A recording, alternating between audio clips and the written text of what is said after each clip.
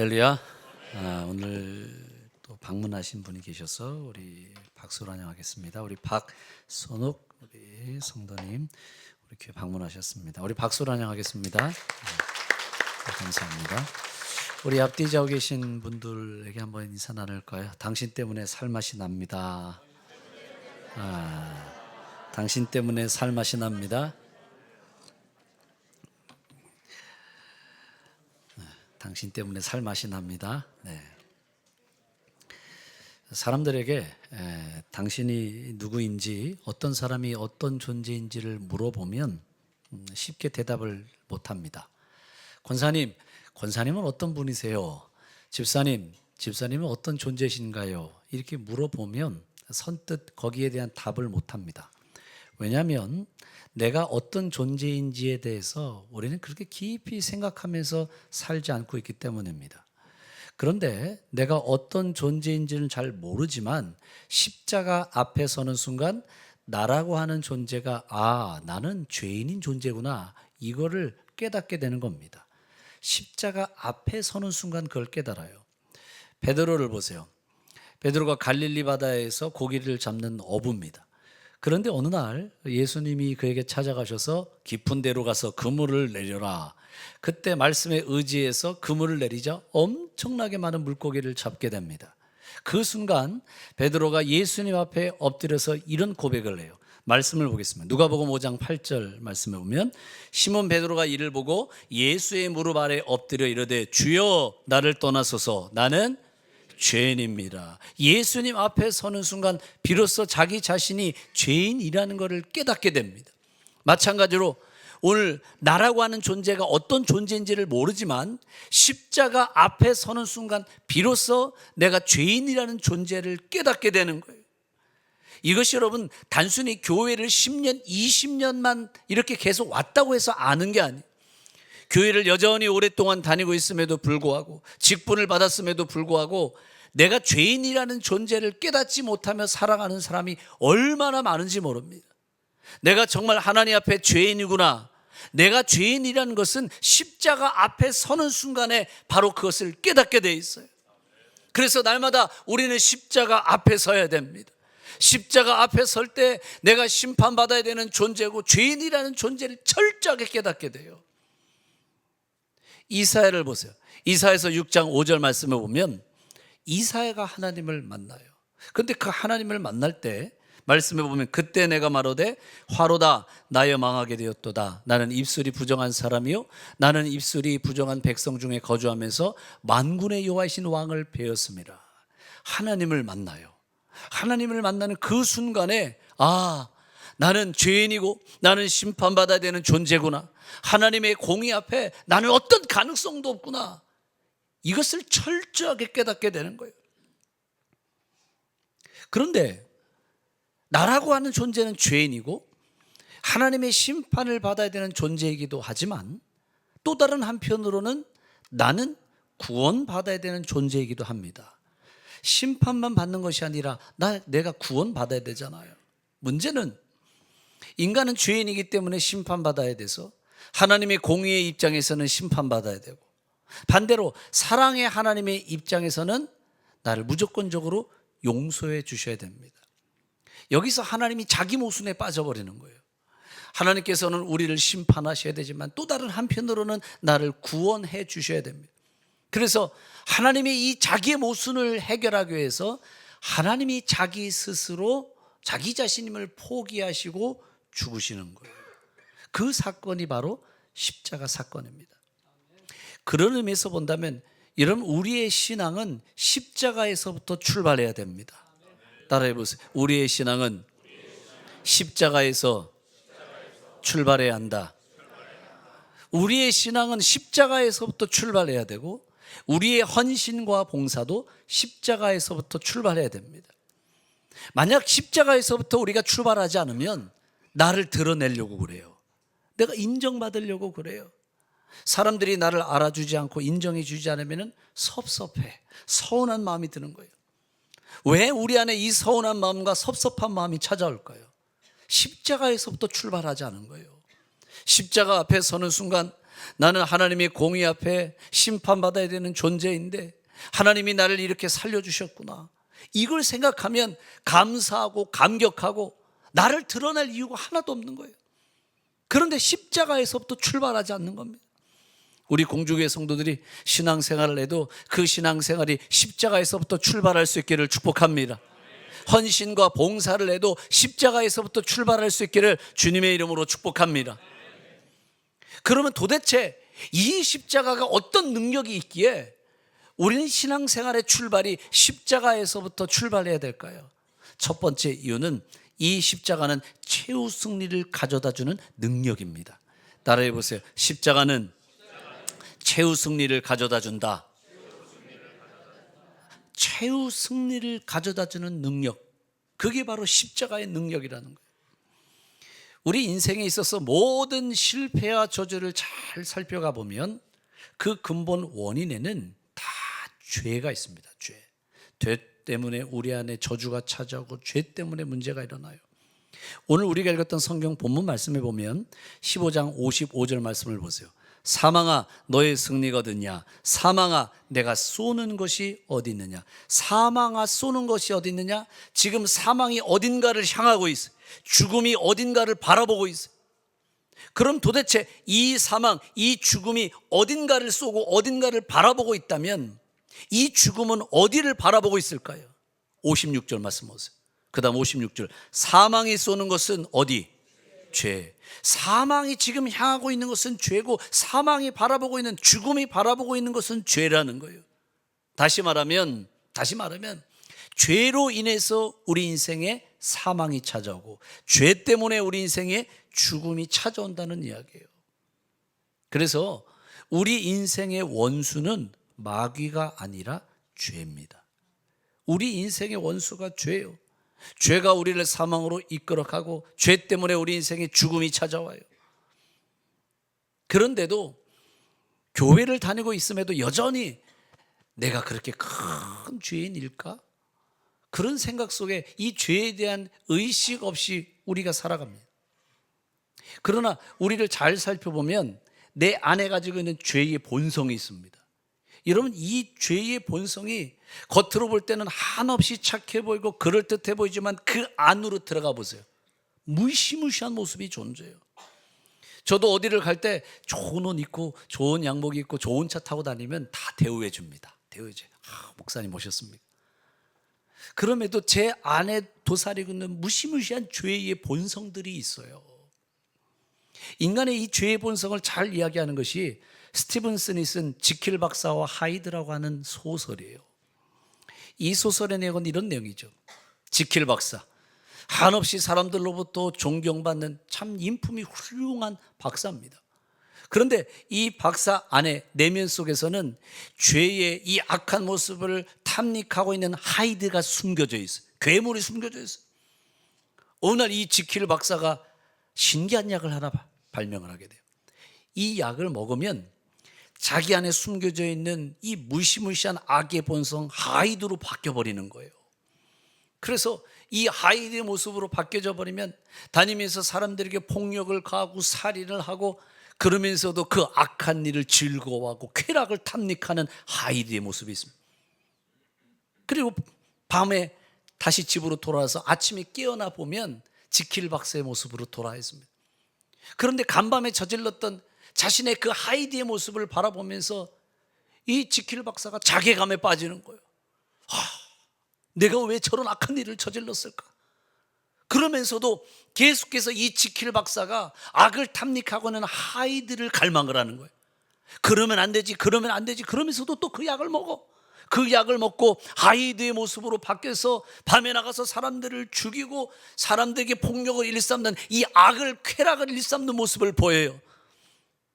그런데 점점 그 하이드의 모습을 갈망하는데 어느 날 아침에 일어나서 보니까 지킬 박사의 모습으로 돌아와야 되는데 여전히 그 하이드의 모습이 그대로 있는 것을 보고 깜짝 놀라게 돼요. 이 스티븐스는 지킬 박사와 하이드라는 소설을 통해서 우리 내면에 감춰지고 있는 하이드가 있다는 걸 이야기하고 있어요. 그게 우리의 죄의 본성이 우리의 모습이라는 거예요. 겉으로 보여질 때는 지킬 박사의 모습으로 한없이 그럴듯해 보여요. 사람들을 만날 때마다 하이 하이 그러면서 사람들에게 굉장히 존경받는 인품이 있는 것 같지만 내 안에 도사리고 있는 하이드가 있습니다. 2차 세계대전 당시에 수많은 유태인들이 아우슈비츠 수용소에서 죽임을 당해요. 그때 이 유태인 학살의 주범이 아이히만이라고 하는 장교입니다. 유태인, 이 독일 나치 장교예요. 이 사람이 수많은 사람 유태인들을 학살하고 가스실에서 죽이는데 2차 세계대전이 끝나고 난 이후에 나치 전범들을 재판할 때 저 아이히만이라고 하는 이 장교는 남미로 도망을 쳐서 15년 동안을 숨어 살았어요. 그리고 시간이 지나서 이스라엘의 첩보기관 모사드가 찾아냅니다. 남미에 숨어 있는 걸 찾아내서 이 사람을 법정에 세우게 되는 거예요. 그때 미국의 여자 기자였던 안나 아렌트라고 하는 이 여자 기사가 아이히만을 만나서 취재하고 싶다고 하는 부탁을 했어요. 내가 이 아이히만을 만나서 좀 취재하고 싶습니다. 그래서 이 안나 아렌트가 아이히만을 만나서 취재를 해요. 그때 이 안나 아렌트가 이런 생각을 가졌다고 그래요. 이 유태인들을 잔혹하게 죽였던 이 아이히만이라는 사람, 분명 이 사람의 얼굴은 험상궂게 생겼겠지, 표독스럽게 생겼겠지, 인상이 굉장히 사납게 생겼겠지. 그런 생각을 가지고 아이히만을 만나요.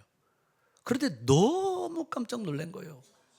자기 생각에는 이 아이히만이라는 사람이 굉장히 무섭고 사납게 생겼을 것이라고 생각을 했는데 만나보니까 얼굴 표정이 너무 평범해요.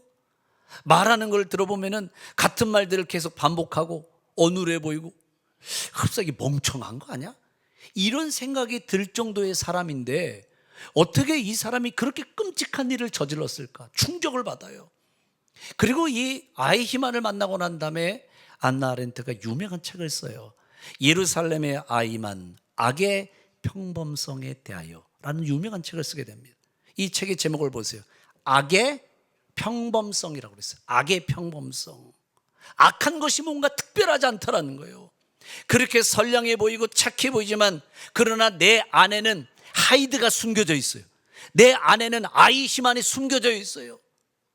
보기에 그럴듯해 보일 날 내 안에 감춰져 있는 이 죄의 본성이 다 있더라는 거예요. 일전에 보송에 70이 훌쩍 넘으신 이 어르신이 남자 여자 대학생이 놀러 왔는데 바다를 좀 구경시켜 주세요. 그래서 자기 배 태우고 바다 한가운데 나가서 남자친구는 바다에 빠뜨려서 죽이고 그리고 여자친구를 성폭행하려고 하다가 그게 안 되자 물속에 빠뜨려서 죽여버린 사건이 있었습니다. 그런데 3주가 지나서 여자 대학생 둘이 찾아와서 바다를 좀 구경시켜 주세요. 그리고 또 태우고 나가서 바다 한가운데서 두 여자 대학생을 성폭행하려다 안 되니까 둘 다 물에 빠뜨려서 죽이고 아무 일도 없다는 듯이 그냥 부두로 돌아왔어요. 70이 넘으신 어르신. 겉에 보여지는 모습은 한없이 인자해 보여, 그럴듯해 보여. 여러분, 우리 주변에서 상상할 수도 없는 일들이 일어나고 있습니다. 언론에 나오는 게 이 정도이고 언론에 나오지 않고 감춰져 있는 일들이 얼마나 우리 주변에서 많이 일어나고 있는지 몰라요. 그런데 그런 모습들이 그 누구의 모습이 아니라 바로 내 모습이야. 내 모습. 여러분, 추악한 범죄를 저지른 사람과 나의 차이는 별반 차이 없어요. 그것을 행동으로 옮겼느냐 옮기지 않았느냐의 차이, 걸렸느냐 걸리지 않았느냐, 이 차이밖에 없는 거예요. 여러분, 우리도 생각 속에서 얼마나 많은 죄를 저지르고 살아갑니까? 분노의 마음이 있어요.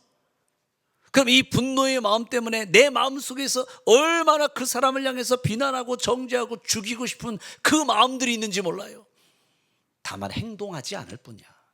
행동하지 않을 뿐이지 내 마음 속에서는 여전히 하루에도 그 사람을 몇 번이나 죽이고 있는지 몰라요.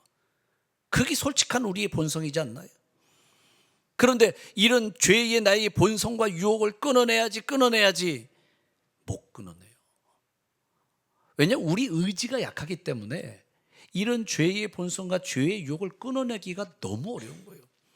하다못해 다이어트도 다이어트 해야지 살 빼야지 1년 365일 다이어트야. 여전히 살이 안 빠져. 우리 의지가 약하다니까 안 되는 거예요. 불교의 유명한 성철 스님을 보세요.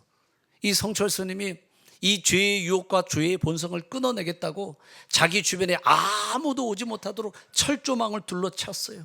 그리고 10년 동안 아무도 사람을 만나지도 않고 그 철조망 안에 자기가 들어가서 스스로 고행을 자처해요. 심지어는 잠을 자는데 누워서 자는 게 아니라 앉아서 10년 동안을 잤다라는 거예요. 얼마나 어려운 일이겠어요. 그런데 10년 동안 스스로 고행을 자처했음에도 이 성철 스님이 마지막 죽는 그 순간 했던 말, 내가 내 죄를 해결하지 못하고 스미산을 넘어가는구나. 이 스미산을 넘어간다는 우리로 이야기하면 요단강 건너간다, 그거예요. 내가 내 죄를 해결하지 못하고 스미산을 넘어가는구나. 해결 안 된다는 거. 그래서 바울도 이런 고백을 해요. 로마서 7장 24절 말씀 보세요. 오라, 나는 곤고한 사람이로라. 이 사망의 몸에서 누가 나를 건져내랴. 바울같이 위대한 그 사도도 말할 때 이 사망의 몸에서, 이 모든 죄의 유혹으로부터 누가 나를 건져낼 수 있으랴. 너무 어렵다라는 거예요. 그래서 여러분, 우리 안에 찾아오는 이 죄의 유혹과 죄의 본성은 우리의 힘으로 끊어내는 것이 너무 어려운 겁니다. 그래서 내 의지로, 내 능력이 아니라 오직 예수 그리스도의 십자가를 붙들어야 되고, 십자가만이 오늘 이 모든 죄의 유혹을 끊어내는 능력인 걸 여러분 믿으시기를 바랍니다. 그래서 우리 찬송하자. 주의 보혈 능력 있도다. 주의 피 믿으오. 오직 십자가만이 우리에게 능력되게 하십니다. 십자가만이 오늘 이 죄와의 싸움에서 승리하게 하는 것을 여러분 믿으시기를 바랍니다. 그래서 말씀을 보세요. 오늘 성경 본문 말씀에 고린도전서 15장 57절, 사망아, 앞에 이런 내용이 나왔잖아요. 사망아, 내가 쏘는 것이 어디 있느냐? 사망이 쏘는 건 죄라고 그랬어요. 죄 때문에 사망이 찾아와요. 죄 때문에 우리 인생에 죽음이 찾아와요. 그러면서 57절로 넘어가니까 이렇게 말합니다. 우리 주 예수 그리스도로 말미암아 우리에게 승리를 주신 하나님께 감사한다. 하나님이 우리에게 승리를 주세요. 아멘이십니까? 하나님이 우리에게 승리를 주시는데 누구로 말미암아?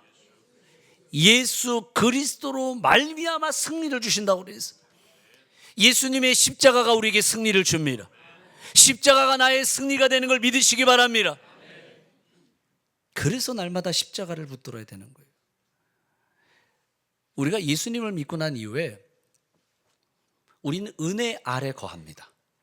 은혜의 지배를 받아요. 그러면 은혜 아래 거하고 은혜 지배를 내가 받고 있다면 죄가 사라졌을까요? 죄가 완전히 사라졌어요? 아니죠.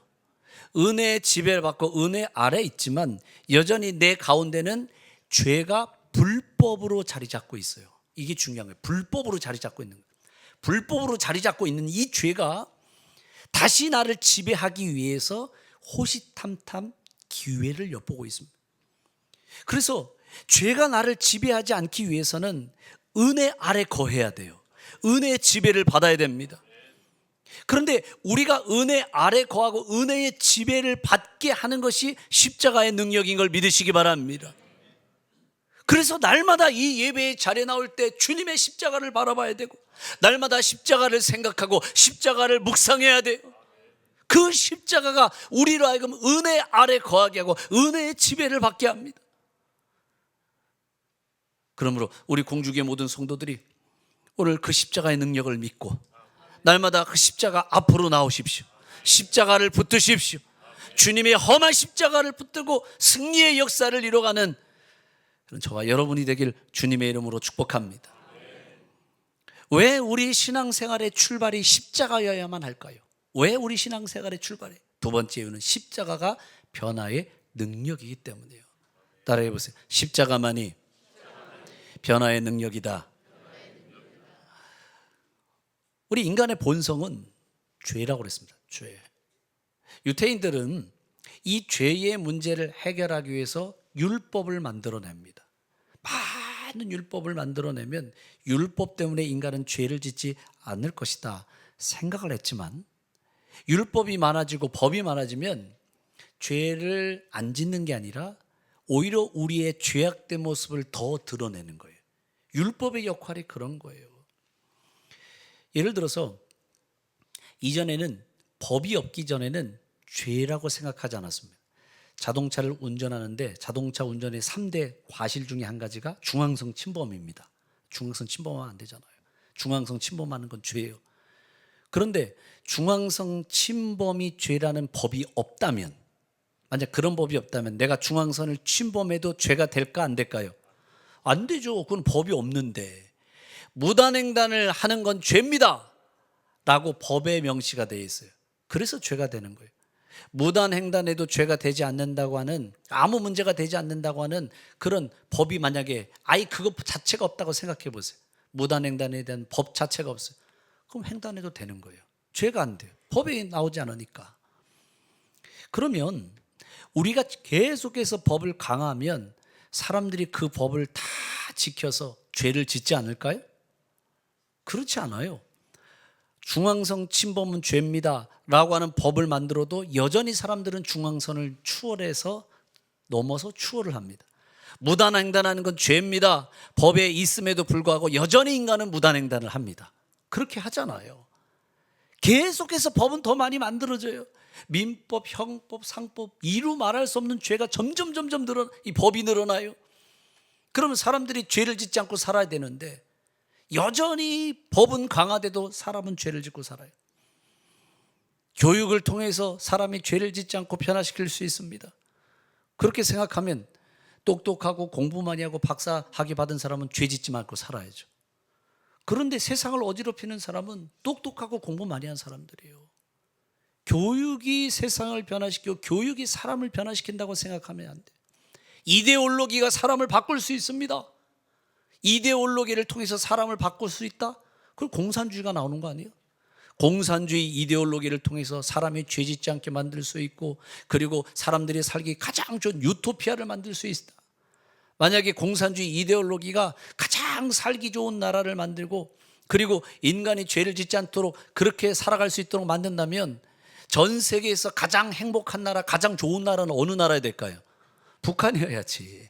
그렇지 않아요? 북한이 제일 살기 좋은 나라여야지.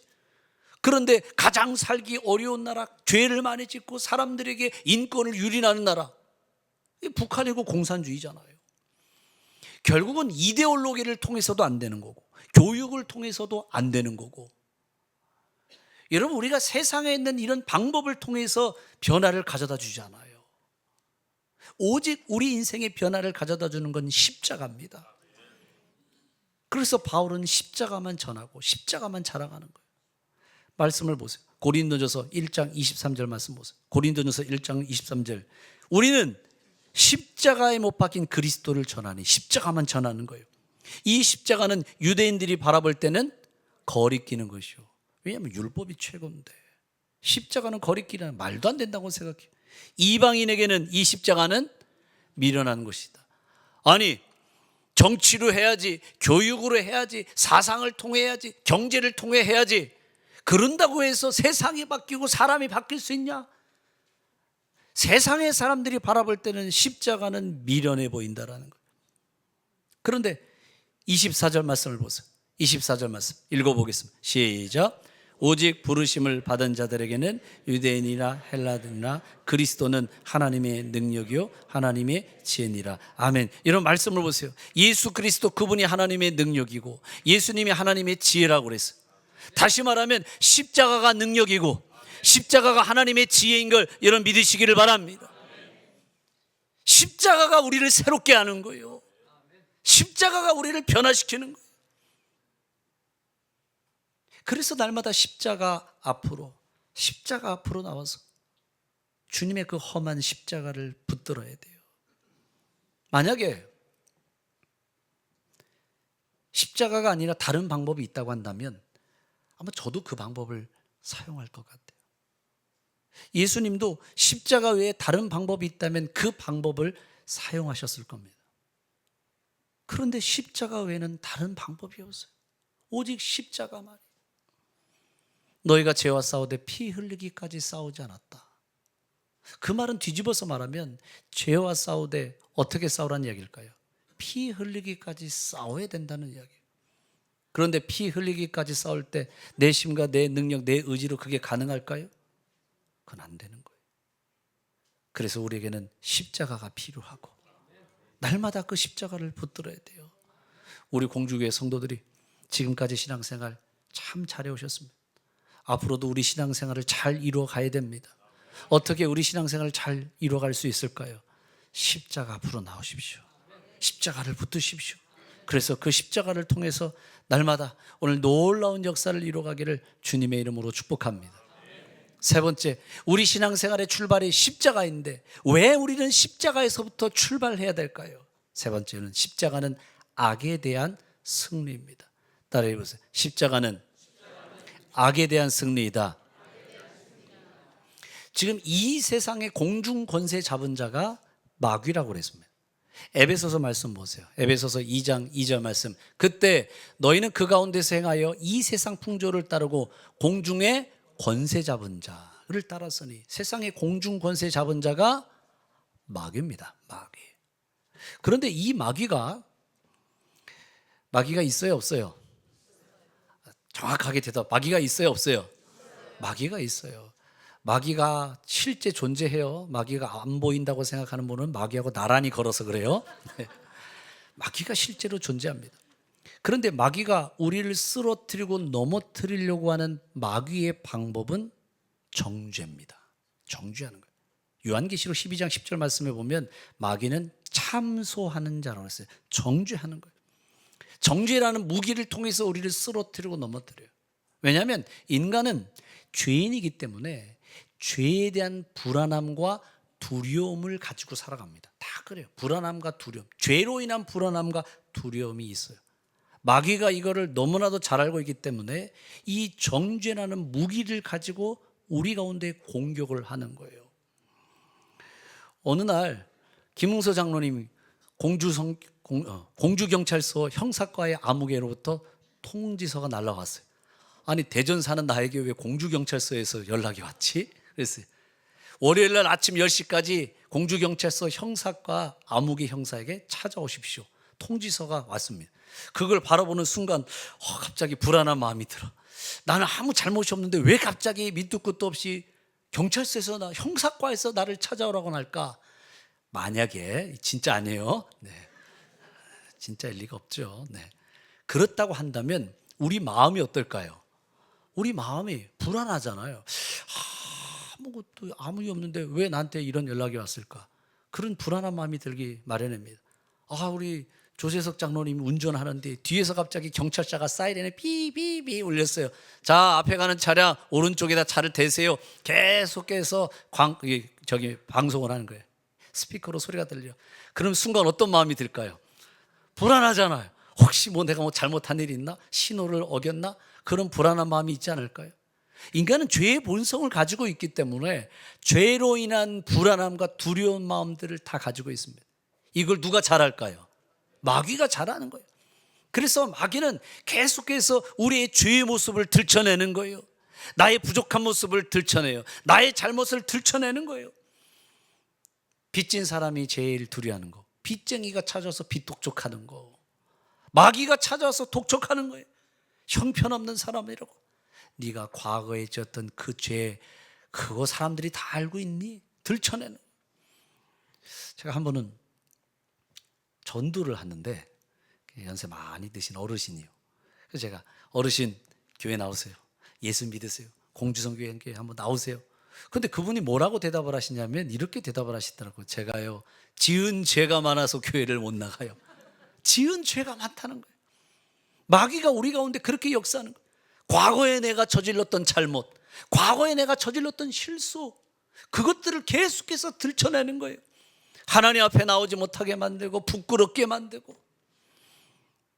선배 목사님인데 예전에 이 목사님이 목사가 되기 이전에 어두운 생활을 좀 하셨습니다. 이제 조직폭력배, 깡패 생활을 좀 하셨어요. 그런데 은혜 받고 신학교에 가서 이제 목사가 됐습니다. 교회를 개척을 하셨어요. 교회를 개척해서 사람들이 오는데 얼마 지나지 않아서 예전에 어두운 시절에 했었던 동생들이 교회를 찾아오는 거예요. 저기 맨 뒤에 검은색 양복을 입고 쭉 앉아서 있는 거예요. 설교를 하려고 하는데 저기 뒤에 동생들이 앉아서 자기를 뚫어지게 쳐다보니까 마음이 얼마나 불편한지 몰라. 그런데 설교할 때마다 동생들이 그러는 거예요. 형님, 왜 벌써 웃으세요? 아무 얘기도 안 했는데. 형님, 송충이는 솔잎을 먹고 살아야 됩니다. 옆에서 그 뒤에서 얘기를 하는 거예요. 설교가 안 돼. 마음이 불편해. 그러면서 끝나고 나면 그래. 아, 형님, 예전에 우리 참 좋았잖아요. 즐거웠잖아요. 이 얘기를 하는 거예요. 협박 아닌 협박을 이야기하는 거예요. 그러면서 이 목사님이 마음에 무슨 생각이 드냐면, 나같이 과거에 이렇게 했던 사람이 목회할 수 있을까? 그런 스스로의 자괴감에 빠져요. 야, 이랬던 사람이 내가 성도들 앞에서 이렇게 설교할 수 있을까? 여러분 거룩하게 살아야 됩니다. 이런 말을 할 수 있을까? 본인은 그렇게 살지 못했으니까. 그렇게 할 수 있을까? 스스로의 자괴감에 빠지는 거예요. 그들이 결국은 목회를 그만두셨더라고요. 목회를 그만두고 지금 뭐 하시냐면 펜션 하세요. 펜션. 이런 마귀가 오늘 우리 가운데 그렇게 역사하는 거예요. 과거에 네가 저질렀던 실수를 나는 알고 있다. 너의 잘못을 알고 있다. 네가 어떤 행동을 했던 거, 네가 얼마나 부적절하고 타락하고 잘못된 행동을 했던 거 나는 다 알고 있다. 그래서 나로 하여금 부끄럽게 만들어요. 당당하지 못하게 만들어요. 그러나 깨달아야 될 것은 십자가는 오늘 우리를 향해서 이 정죄하고는 이 마귀의 모든 그 권세를 깨트리고 승리하게 하는 능력인 걸 여러분 믿으시기를 바랍니다. 그게 십자가는 악에 대한 승리라는 거예요. 골로새서 말씀을 보세요. 골로새서 2장 14절. 우리를 거스르고 불리게 하는 법조문으로 쓴 증서를 지우시고 제하여 버리사 십자가에 못 박으시고. 마귀가 우리를 향해서 내미는 죄의 증서가 있다라는 거예요. 정죄의 증서가 있어요. 나를 부끄럽게 만드는 증서가 있어요. 그런데 나를 향해서 내미고 있는 모든 죄의 증서, 그 죄의 문서를 십자가에 못 박아버렸어요. 십자가의 능력으로 다 찢어버렸어요. 그래서 15절 말씀을 보세요. 15절. 통치자들과 권세들을 무력하여 드러내어 구경거리로 삼으시고 십자가로 그들을 어떻게 하셨을까요? 이기셨느니라. 십자가로 그들을 이기셨느니라. 오늘 마귀가 내미는 모든 죄의 그 증서를 십자가의 능력으로 찢으신 것을 여러분 믿으시기를 바랍니다. 십자가는 마귀가 우리를 향한 그 무기를 전부 다 무장시 해제시켜버리는 능력인 걸 믿으시기 바랍니다. 그게 바로 십자가예요. 모든 악에 대한 승리가 십자가 안에 있어요. 과거에 내가 어떤 잘못을 저질렀는지, 내가 얼마나 부끄러운 행동을 했든지 그건 중요하지 않아요. 십자가 앞으로 나면 그 모든 죄를 사해 주십니다. 눈보다 더 시게 하십니다. 동이 서에 서본 것처럼 우리의 죄를 멀리 한다고 약속하셨습니다. 그러면 십자가 앞으로 날마다 나오십시오. 최후 승리가 십자가 안에 있습니다. 우리가 십자가를 생각할 때마다 예수님의 고난만 생각하지 말고 십자가는 우리에게 능력입니다. 십자가는 승리입니다. 그래서 이 예배의 자리에 나올 때 이 예배의 자리는 승리의 자리입니다. 십자가로 우리에게 승리를 주셨기 때문에 나에게 승리를 주신 그 주님을 찬양하고 승리를 주신 주님에 감격하는 자리, 예배의 자리입니다. 우리 공주교회 성도들이 날마다 이 십자가 앞으로 나와서 나에게 주신 그 주님의 승리에 감사하고 감격하십시오. 승리를 선포하십시오. 그리고 날마다 십자가를 붙드십시오. 십자가를 통하여 놀라운 승리를 이뤄갈 수 있는 저와 여러분이 되길 주님의 이름으로 축복합니다.